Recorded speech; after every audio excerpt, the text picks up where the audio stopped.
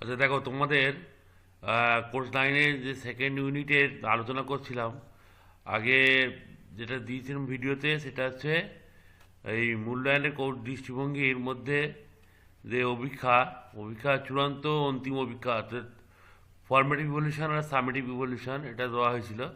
এটা সম্পর্কে আলোচনা করা হয়েছিল। আজকে এই আদর্শ মান ভিত্তিক অভিক্ষা, এইটা এইটা আলোচনা করব আজকে। আদর্শ মান ভিত্তিক অভিক্ষার মধ্যে দুরকম হয়।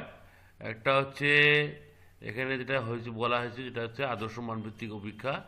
অভিক্ষা মানে আমরা জানি, অভিক্ষা হচ্ছে যেটা হচ্ছে যেটাকে আমরা টেস্ট বলি, অর্থাৎ পরীক্ষা নেওয়া।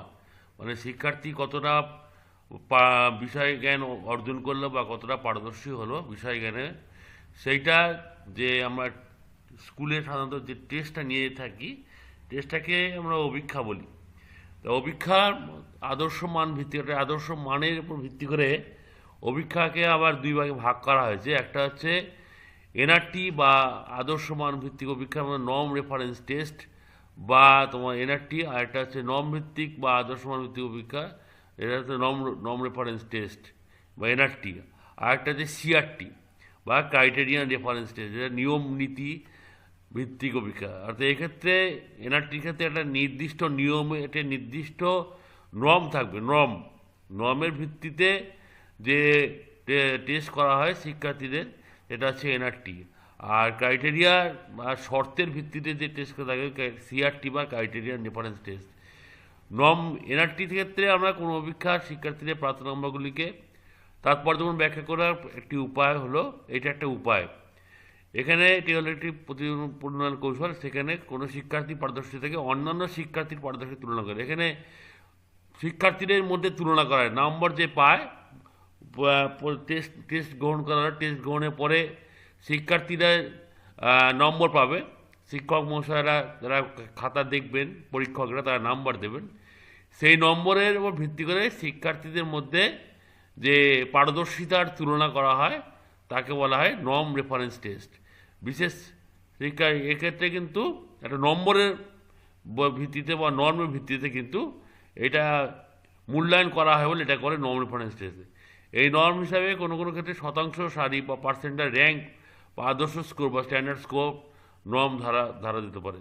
এরম ধরে নর্ম ধরে একটা নির্দিষ্ট একটা স্কোরকে ধরে এনআরটি মানে শিক্ষার্থীদের পারদর্শিতার মূল্যায়ন করা হয়। পার্সেন্টাইল র্যাঙ্ক বা একটা নির্দিষ্ট কোনো একটা স্কোর, আদর্শ স্কোরকে ধরে শিক্ষার্থীদের মূল্যায়ন করা হয়। এনআরটির সংজ্ঞা বলছে, গোল্ডল্যান্ড বলছে, NRTs are constructed with a view to determine the serial position of an individual in his group so as to help expression of that position in descriptive language like high, low or average। মানে একটা শিক্ষার্থী, ধরো একটা ক্লাসে ধর 40 জন শিক্ষার্থী আছে, তাহলে 40 শিক্ষার্থী 40টা নাম্বার পাবে। এবার এই শিক্ষার্থীদেরকে পরপর সাজানো, যেটাকে আমরা রোল নাম্বার বলি, সেরকম মেরিট অ্যাকর্ডিং টু মেরিট সাজানো। এক্ষেত্রে নর্মের ভিত্তিতে যেটা করা হয় সেটা হচ্ছে তোমার এনআরটি। অর্থাৎ তাদের নির্দিষ্ট রোল অনুযায়ী তাদেরকে তাদের পজিশন অনুযায়ী সিরিয়াল করা মানে অর্থাৎ তাদেরকে মেরিট লিস্ট তৈরি করা, মেরিট হিসাবে পরপর সাজানোটাকে বলা হচ্ছে নর্ম রেফারেন্স টেস্টে সাহায্যে এটা করা যায়। এবং এক্ষেত্রে এর দ্বারা শিক্ষার্থী কোন পজিশনে আছে সেটা বোঝা যায়। আমরা তার হাই না লো নাকি অ্যাভারেজ কিরম পজিশন আছে সেটা বুঝতে পারি। সুতরাং এনআরটির প্রধান উদ্দেশ্য হলো কোনো পূর্ব নির্ধারিত নীতি বা নিয়ম ব্যবহার না করে কোনো শিক্ষার্থীর অবস্থানকে দলের মধ্যে নির্দিষ্ট চিহ্নিত করুন। অর্থাৎ এক্ষেত্রে কোনো নির্দিষ্ট পূর্ব নির্ধারিত কোনো নিয়ম বা নীতি নেই। এক্ষেত্রে শিক্ষার যে পরীক্ষাটা দিল সেই পরীক্ষার উপর বেস করেই তার চিহ্নিত করা হয় যে তার অবস্থানটা কোথায়, সেটা এখানে চিহ্নিত করে। ধরো কেউ হয়তো ফার্স্ট হলো, কেউ সেকেন্ড হলো, কেউ লাস্ট হলো, কেউ হয়তো মিডিল হলো, এরকম পরপর সাজানো হয়। কখনো দলের সমস্ত শিক্ষার্থী প্রাথমিক ভিত্তিতে অভিজ্ঞার্থী পিআর বা পার্সেন্টাইল র্যাঙ্ক বা আদর্শ স্কোর ভিত্তি করে কখনো পূর্ণমানকে প্রকৃতপক্ষে নির্দিষ্ট নর্ম স্থির করা হয়। এই পিআর বা এই আদর্শ স্কোর, এগুলো হচ্ছে স্ট্যান্ডার্ড যে স্কোর, এগুলো হচ্ছে সব নর্ম। এই নর্ম একটা নিয়ম তৈরি করে তার ভিত্তিতে তাকে কিন্তু ইভালুয়েশন করা হয় বা তার পজিশনটা আমরা নির্ণয় করে থাকি। এটা হচ্ছে এনআরটি। এর মধ্যে নবম রেফারেন্স টেস্ট। এই ধরনের মূল্যায়নের ফলাফল ব্যবহারে শিক্ষার্থীদের দলে নিজেদের অবস্থান বা র্যাঙ্ক, যেমন প্রথম, দ্বিতীয়, তৃতীয়, আমি যেটা বললাম, প্রভৃতি বা গ্রেড নির্ধারণ করা হয়, মানে সাজানো হয় অ্যাকর্ডিং টু মেরিট, শিক্ষার্থীদের সাজানো হয়। আঞ্চলিক ও জাতীয় স্তরে শিক্ষার্থীদের এইভাবে পারদর্শিতাকে দেখানো হয়। আমরা যে বিভিন্ন পরীক্ষা টরীক্ষাগুলো দিয়ে দেখবে, এই যেমন এসএসসি পরীক্ষা হচ্ছে, এখানে শিক্ষার্থীদের পরপর সাজানো হচ্ছে, হ্যাঁ, কাট অফ মার্কস তৈরি করা হচ্ছে, এগুলো হচ্ছে সব norm reference test. Net set পরীক্ষা, তারপর অন্য অন্য যে কম্পিটিটিভ এক্সামগুলো হয়, সমস্ত পরীক্ষায় কিন্তু শিক্ষার্থীদের স্কোরগুলোর উপর বেস করে তার কিছু নর্ম তৈরি করা হয়, ওই কাট অফ মার্কস করা হয়, যে কত হলে সে পাস করবে, কত হলে পাস করবে না, মানে কত হলে সে কোয়ালিফাই করবে, হ্যাঁ, পাস করা তো করবে, কিন্তু কোয়ালিফাই কত কত নম্বর থেকে নেওয়া হবে, কত নম্বর থেকে ডাকা হবে শিক্ষার্থীদের ইন্টারভিউর জন্য, এর জন্য যে ঠিক করা হয় এসএসসি পরীক্ষায় এবং অন্যান্য পরীক্ষায়, টেট পরীক্ষায়, এগুলোর ক্ষেত্রে সব কিন্তু নর্ম রেফারেন্স টেস্ট, নর্ম ভিত্তিতে এগুলো করা হয়। আরেকটা আছে সিআরটি বা ক্রাইটেরিয়ান রেফারেন্স টেস্ট, নীতিভিত্তিক অভিজ্ঞতা। সিআরটি প্রসঙ্গে নিটকো বলছে, conference criterion reference test is one that is deliberately constructed to yield measurement that are directly interpretable in terms of specified performance। মানে শিক্ষার্থী, এখানে একটা ক্রাইটেরিয়া ঠিক করা হয়, নীতি, যে শিক্ষার্থী একটা কাজ দেওয়া হয়, কাজ এই কাজটা করতে পারছে কিনা, মানে শিক্ষা লাভের পরে এই কাজটা সে করতে পারলো কিনা, যতক্ষণ না করতে পারবে ততক্ষণ কিন্তু তার ক্রাইটেরিয়া পূর্ণ হচ্ছে না, হ্যাঁ, ফলে তার যে মানে ইভলিউশন করা যাবে না, ঠিক আছে, যে একটা কাজ পারফরমেন্সটা সে দেখাতে পারছে কিনা সেটা এখানে দেখা হয়। যেমন ধরো আমাদের দেশে যেমন ছিল যে সাক্ষরতার একটা ক্রাইটেরিয়া ছিল, ক্রাইটেরিয়াটা কি না, নাম সই করতে পারলে সে সাক্ষর, অর্থাৎ ওর যে ক্রাইটেরিয়া, যতক্ষণ একটা শিক্ষার্থী সে নাম সই করতে শিখছে ততক্ষণ তাকে স্বাক্ষর বলা যাবে না, হ্যাঁ, স্বাক্ষর বলা যাবে না। এইটা হচ্ছে ক্রাইটেরিয়ান রেফারেন্স টেস্ট। এক্ষেত্রে একটা ক্রাইটেরিয়ার উপর বেস করে ইভালুয়েশনটা করা হচ্ছে শিক্ষার্থী। তারা বলছে, আমার পফামো হুসেক বলছেন, CRT is one that is use to determine the level of success of learner, অর্থাৎ তার লেভেল, কোন লেভেলে সে অবস্থান করছে, সাকসেসে কোন লেভেলে অবস্থান করছে, সেইটা এর সাহায্যে আমরা বুঝতে পারি। শিক্ষার্থী কতটা শিখলো, তার পরিবর্তে কীভাবে শিখলো যদি বিচার করা হয়, তখন নীতি ভিত্তিক অভিজ্ঞতা মূল্যায়ন, কতটা শিখেছে, সে সম্পূর্ণ না শিখলে আবার তাকে শেখানো হবে, ঠিক আছে, মানে শেখার একটা নির্দিষ্ট লেভেল আছে, ক্রাইটেরিয়া আছে, সেই ক্রাইটেরিয়া যতক্ষণ না পৌঁছাতে পারছে সে, ততক্ষণ তাকে কিন্তু পুনরায় কিন্তু তার জন্য রিমেডিয়াল টিচিংয়ের ব্যবস্থা করা হবে, যতক্ষণ সে নির্দিষ্ট লেভেলে পৌঁছাতে পারছে।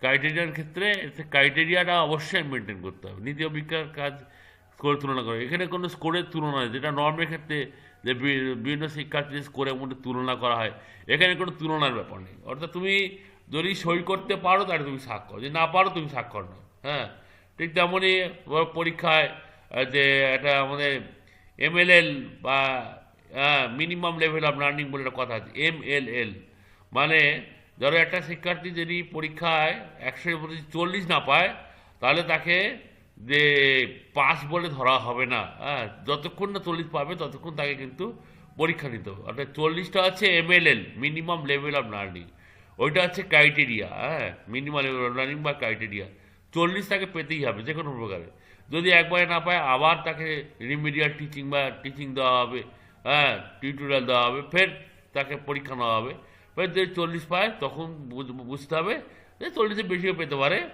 যে 40 মিনিমাম পেতে হবে, সেটা হচ্ছে ক্রাইটেরিয়া, ঠিক আছে, এটা হচ্ছে সিআরটি, যেক্ষেত্রে একটা নির্দিষ্ট নিয়মের ক্রাইটেরিয়ার উপরে ভিত্তি করে শিক্ষার্থীর ইভ্যালুয়েশন করা হচ্ছে। শিক্ষার্থী যা অর্জন করছে তা পরবর্তী পড়ার জন্য বা পরবর্তী যথেষ্ট কিনা তা এখানে যাচাই করে ন্যূনতম নম্বরের ভিত্তিতে, এই যে 40 এক্ষুনি বলে যে 40 পেতে হবে, হ্যাঁ, এই 40টা হচ্ছে তোমার দেখতে হবে যে 40টা পেলে, 40টা কী করে ঠিক করা হলো ক্রাইটেরিয়া না, 40 পেলে তবে বোঝা যাবে যে পরবর্তী জীবনে সে এগিয়ে যাবে, ঠিক আছে, তার জীবনের পথে সে এগিয়ে যাবে, মিনিমাম 40 না পেলে সে এগোতে পারবে না, এটা ধরে নেওয়া হয়, এটা ক্রাইটেরিয়াটা ধরে নেওয়া হয় যে মিনিমাম যদি 40 না পায় তাহলে সে পরবর্তী জীবনে এগোতে পারবে না, এই জন্য 40 ধরে নেওয়া হয়। আমাদের দেশের ক্ষেত্রে 140, এমনি স্কুল শিক্ষার ক্ষেত্রে মনে করা হয় যে 140 পেলে তবে সে পায়। এখন অবশ্য ওটা কমেছে অনেক, এখন 30 হয়ে গেছে, ঠিক আছে, 130, হ্যাঁ এখন কমিয়ে দেওয়া হয়েছে একটু, যাতে একটু মানবিক শিক্ষা যেটা বেশি হয়, হ্যাঁ তার জন্য ওটা কমিয়ে দেওয়া হয়েছে। যাই হোক, এইটা আছে সাইটের রেফারেন্স টেস্ট। ব্রুস টুকম্যান বলছে বিভিন্ন কোনো নীতিভিত্তিক অভিক্ষায় থাকবে কতগুলো নীতি, এই নীতিগুলো সাপেক্ষে শিক্ষার্থীর শিক্ষণ পদ্ধতি যাচাই করা হয়। কী কী নীতি? শিক্ষার্থী শিক্ষাগত আচরণ কতটুকু অর্জন করলো এবং তার যথেষ্ট কিনা যাচাই করা। এক্ষেত্রে শিক্ষার্থী কতটা অর্জন করেছে, কতটা শিক্ষাগত আচরণ সে অর্জন করতে, কত নাম্বার পেয়েছে, সেই নাম্বারটা দেখা হয় এবং সেইটা তার পক্ষে যথেষ্ট কিনা সেটা যাচাই করা হয়। শিক্ষার্থীর বিষয়বস্তু কতটা শিখলো তা যথেষ্ট কিনা যাচাই, এক্ষেত্রে শিক্ষার্থী কতটা শিখলো সেটা যাচাই করা হয়। শিক্ষার্থী নির্ধারিত উপায় অনুযায়ী শিখন সম্পূর্ণ হয়েছে কিনা তা দেখা তা সন্তোষজনক কিনা দেখা, নির্দিষ্ট উপায় অনুযায়ী শিখন হয়েছে কিনা সেটাও দেখা হয়। প্রতি ক্ষেত্রে একটা যোগ্যতা মান ঠিক করা হয়, প্রতি ক্ষেত্রে কিন্তু যোগ্যতা মান একটা ক্রাইটেরিয়া ঠিক করা হয়, সেই মান উত্তীর্ণ হলেই শিক্ষার্থী কোনো নির্দিষ্ট পাঠ শেষ করেছে বলা যাবে। অর্থাৎ এক্ষুনি যে বললাম 140 পেলে তবেই বলা যাবে সে তার পাঠটা শেষ হয়েছে, তার পাঠ শেষ হয় না কিন্তু আমাদের দেশের ক্ষেত্রে। আজকাল নীতিভিত্তিক অভিজ্ঞতাকেও শিক্ষার্থীদের তুলনার জন্য ব্যবহার করা হয়। কাট অফ স্কোর পড়ে যার নিচে পাওয়া সব রকম নম্বর যোগ করে শিক্ষার্থী প্রতিযোগিতা পরীক্ষা আপেক্ষিক অবস্থা নির্ণয় করা হয়। এটা একটা সিআরটির উপযোগিতা কী আছে? নির্দেশনামূলক উদ্দেশ্যমূলক কোনগুলি শিক্ষার্থীর পক্ষে অর্জন করা সম্ভব হয়নি সেগুলি নির্ণয় সিআরটিগুলি কার্যভূমিকায় শিক্ষক তখন সেই উদ্দেশ্যগুলো অর্জন করার ব্যাপারে উপযুক্ত। এই যে বললাম এক্ষুনি যে রিমেডিয়াল টিচিং, যদি দেখা যায় এই শিক্ষার্থী ক্রাইটেরিয়া ফুলফিল করতে পারেনি তাহলে তাকে আবার পুনরায় কিন্তু তার জন্য শিক্ষার ব্যবস্থা, উপযুক্ত ব্যবস্থা গ্রহণ করবেন যে শিক্ষক, এটা বলা হয়েছে। পাঠ্য বিষয়বস্তু উপস্থাপন তথা শিক্ষণ পদ্ধতি ও কৌশলের প্রয়োজনীয় পরিবর্তন, পরিমার্জন, সংশোধন করার সুযোগ ঘটে এই অভিজ্ঞতার সাহায্যে। এক্ষেত্রে অনেক সময় হয়তো শিক্ষকের তোমার হচ্ছে কৌশল বা শিক্ষণ পদ্ধতির সমস্যা থাকতে পারে, যদি শিক্ষার্থী ক্রাইটেরিয়া অর্জন করতে না পারে সেক্ষেত্রে কিন্তু ওইগুলোর পরিবর্তন বা পরিমার্জন করা যেতে পারে, কিন্তু এখানে সুযোগ পাওয়া যায়। শিক্ষার্থীদের সামগ্রিক অগ্রগতি পরিচয় রিপোর্ট দেওয়ার ক্ষেত্রে সিআরটি অত্যন্ত, শিক্ষার্থীদের সামগ্রিক কতটা অগ্রগতি হলো সেক্ষেত্রে সিআরটি কিন্তু অত্যন্ত উপযোগী ব্যবস্থা গ্রহণ করে। প্রত্যেক শিক্ষার্থী পারদর্শিতা সামগ্রিক চিত্র তুলে ধরার সঙ্গে সঙ্গে শ্রেণীতে অন্যদের সাপেক্ষে কোনো মেধার অবস্থান পরিচয় প্রদান করে থাকে। এগুলো হচ্ছে সিআরটির তোমার হচ্ছে উপযোগিতা, মানে কেন সিআরটি দরকার সেটা। এবার দেখো এর মধ্যে পার্থক্য দেখেছি আমরা, এনআরটি আর সিআরটি পার্থক্য, এটাও খুব গুরুত্ব, এটাই আসে mainly. What is differentiate between NRT and CRT, what is NRT, what is সিআরটিগুলো আসতে পারে, ঠিক আছে। এর সাথে differentiate between NRT and CRT, এটা খুব গুরুত্বপূর্ণ। এনআরটি শিক্ষার্থীদের পারদর্শিতা পরিমাপ করে শ্রেণীর অন্যান্য শিক্ষার্থীদের সঙ্গে তুলনা করাই হলো উদ্দেশ্য। এক্ষেত্রে শিক্ষার্থীদের মধ্যে তুলনা করা হয়, হ্যাঁ, পারদর্শিতা শ্রেণীকক্ষে যে আরও শিক্ষার্থী আছে তাদের সাথে তুলনা করা হয়। এক্ষেত্রে পূর্বনির্ধারিত বিচারের সাহায্যে শিক্ষার্থী পারদর্শিতা ন্যূনতম স্থির করে সামগ্রিক বিকাশের চিত্র তুলে। এক্ষেত্রে পূর্বনির্ধারিত একটা নিয়ম, একটা ক্রাইটেরিয়া দেখা হয় যে ক্রাইটেরিয়াটা ফুলফিল হয়েছে কিনা সেটা দেখে তার বিকাশের চিত্র তুলে ধরা হয়। নবমে অভিক্ষার পরিকল্পনা গ্রহণ করা হয় পাঠ্য বিষয়বস্তুর সাধারণ বিবরণ অনুসারে। এক্ষেত্রে অভিক্ষার যে পরিকল্পনা, অভিক্ষা যে তৈরি করা হয় পাঠ্য বিষয়বস্তু সাধারণ যে বিষয় বিবরণ আছে সে তার উপর ভিত্তি করে। এক্ষেত্রে শিক্ষামূলক উদ্দেশ্যের ভিত্তির পরিপ্রেক্ষিতে শিক্ষার্থীর কাঙ্ক্ষিত আচরণগুলি চিহ্নিত করে সেই অনুসারে অভিক্ষার। এক্ষেত্রে শিক্ষার উদ্দেশ্যের উপর লক্ষ্য রাখা হয়। এক্ষেত্রে যখন কোশ্চেন তৈরি করা হয় তাকে শিক্ষার উদ্দেশ্যের প্রতি লক্ষ্য রেখে তার কাঙ্ক্ষিত আচরণগুলি চিহ্নিত করে তার ভিত্তিতে অভিক্ষা তৈরি করা হয়। এক্ষেত্রে নবমের ক্ষেত্রে পদের কাঠিন্যমান সাধারণত 0.3 থেকে 0.7 থাকে। এটা পদ মানে কিন্তু কোশ্চেনের কাঠিন্য মাত্রা, অর্থাৎ একটা কোশ্চেন খুব বেশি কঠিনও হবে না, খুব বেশি সহজ হবে না। 0.3 থেকে 0.7 মানে খুব বেশি কঠিনও কোশ্চেন হবে না আর খুব বেশি সহজ। এটা কাঠিন্যমান বের করার নিয়ম আছে, এটাকে আমরা বলি আইটেম অ্যানালিসিস পদ্ধতির মাধ্যমে প্রতিটা প্রশ্নের কাঠিন্যমান নির্ণয় করা যায়। এইটা খুব ফলো করা হয়, মেনটেন করা হয়। কাঠিন্যমান মাত্রা শিক্ষণ কাজের প্রকৃতির অনুযায়ী, এক্ষেত্রে কিন্তু কোনো নির্দিষ্ট রুলস নেই। এক্ষেত্রে শিক্ষণ কাজে যেটা শিখছে তার প্রকৃতির ওপর নির্ভর করে কাঠিন্যমান ঠিক করা হয়। পদের কাঠিন্য মাত্রা, বিভেদ মাত্রা, আভ্যন্তরীণ সামঞ্জস্যতা অনুসারে পদ নির্বাচন। এক্ষেত্রে আদর্শায়িত, এটা ঠিক স্ট্যান্ডার্ড কোশ্চেন হয়। এই সবগুলো হচ্ছে কোশ্চেনের বৈশিষ্ট্য। হ্যাঁ, কাঠিন্য মাত্রা, বিভেদ মাত্রা, আভ্যন্তরীণ সামঞ্জস্যতা, এগুলো সব কোশ্চেনের বৈশিষ্ট্য। এগুলো সব আইটেম অ্যানালিসিস করে বা পদের বিশ্লেষণ বা পোস্টের বিশ্লেষণ করে এগুলো আমরা নির্ধারিত করে থাকি, শিক্ষাক্ষেত্রে করা থাকি, ঠিক আছে। এগুলো সব প্রশ্নের বৈশিষ্ট্য, এগুলো এক্ষেত্রে খুব মেনটেন করা হয়। আর এক্ষেত্রে এগুলো পদগুলি কত কিন্তু ততটা মেনটেন করা হয় না। এখানে দেখা যায় অভিজ্ঞার পদগুলি কতখানি অনুসরণ করা হয় সেই বিষয়, মানে এখানে শিক্ষার উদ্দেশ্য কতটা মেনটেন হয়েছে সেটাই এখানে দেখা হয়। অভিজ্ঞতা সাধারণত গড় ও বিচ্যুতির মান অনুসারে ফলাফল, এক্ষেত্রে কিন্তু ফলাফলের ক্ষেত্রে যে নর্ম তৈরি করা হয়, এক্ষেত্রে নম্বরের গড় বা যেটা বলে তোমার মিন, আর বিচ্যুতির মান বা স্ট্যান্ডার্ড ডিভিয়েশন, এগুলো দেখে কিন্তু এক্ষেত্রে ফলাফল বিশ্লেষণ করা হয়। স্ট্যাটিস্টিক্সের সাহায্য নিয়ে সম্পূর্ণ স্ট্যাটিস্টিক্স বা রাশি বিজ্ঞানের উপর নির্ভর করে এর ফলাফলটা বিশ্লেষণ করা হয়। আর এক্ষেত্রে তোমার ওই নির্দিষ্ট নর্ম, একটা ক্রাইটেরিয়া, সেটা দেখায় যে ক্রাইটেরিয়াটা ফুলফিল হলো কি না, সেটা দেখে কিন্তু এক্ষেত্রে তোমার মূল্যায়ন করা হয় বা মান নির্ণয় করা হয়। প্রাপ্ত মূল নাম্বার, শতাংশ নম্বর, আদর্শ নম্বর ইত্যাদির সাথে ফল। এক্ষেত্রে মূল নম্বর, শতাংশ নম্বর, পার্সেন্টাইল, আবার স্ট্যান্ডার্ড স্কোর প্রভৃতির ভিত্তিতে ফলাফল প্রকাশ করে। এটা আমরা দেখলাম একটু আগে পড়ার সময় দেখেছি। আর যোগ্যতা নির্ণায়ক মান বা কাট অফ স্কোরের সাহায্যে ফলাফল প্রকাশ। এক্ষেত্রে কিন্তু কাট অফ স্কোর অর্থাৎ ওই 40, 40-এর বেশি, 40-এর কম পেলে সে তার ঠিকঠাক হয়নি, তাকে আবার পড়াতে হবে। 40-এর বেশি বলে সে কিন্তু ঠিকঠাক হয়েছে, সে পরবর্তী শিক্ষার জন্য সে প্রস্তুত হয়ে গেছে, ঠিক আছে। এইটা কাট অফ বলে। একটি শ্রেণী বা দলের মধ্যে শিক্ষার্থীদের পারস্পরিক অবস্থান নির্ণয়, এক্ষেত্রে কিন্তু ক্লাসের মধ্যে শিক্ষার্থীদের পরস্পরের কে কি কোন অবস্থানে অবস্থান করছে সেইটা এখানে বের করা হয়। আর এক্ষেত্রে কিন্তু পূর্বনির্ধারিত মানদণ্ডের ভিত্তিতে শিক্ষার্থীর অবস্থান নির্ণয়, শিক্ষার নিজস্ব ক্ষমতা, দুর্বলতা নির্ণয়। এক্ষেত্রে কিন্তু পূর্বের যে ক্রাইটেরিয়া ঠিক করা হয়েছে বা মানদণ্ড ঠিক করা হয়েছে তার ভিত্তিতে শিক্ষার্থীদের অবস্থান নির্ণয় করা হয়, তার সফলতা বা দুর্বলতা নির্ণয় করা হয়, প্রভৃতি করা হয়।